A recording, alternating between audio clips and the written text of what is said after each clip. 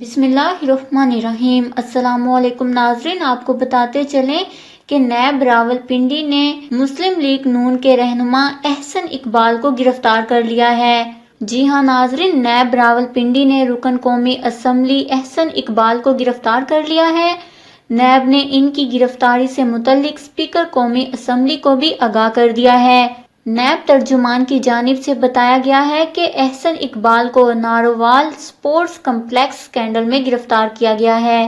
واضح رہے کہ احسن اقبال کو اربوں روپے کے نارووال اسپورٹس سٹی پروجیکٹ سے متعلق کیس میں بیان ریکارڈ کروانے کے لیے نیب نے طلب کیا تھا، جس کے مطابق نیب میں آج احسن اقبال پیش ہوئے، جہاں انہیں گرفتار کر لیا گیا۔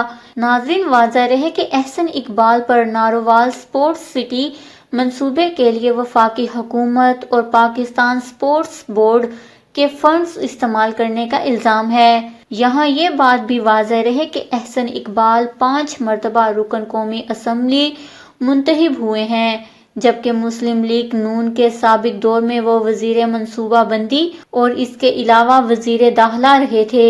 نیب اعلامیے میں کہا گیا ہے کہ احسن اقبال کے طبی معائنے کے لیے نیب نے ڈاکٹرز کی ٹیم کو طلب کر لیا ہے، جبکہ ملزم کا جسمانی ریمانڈ حاصل کرنے کے لیے کل 24 دسمبر کو احتساب عدالت میں پیش کیا جائے گا۔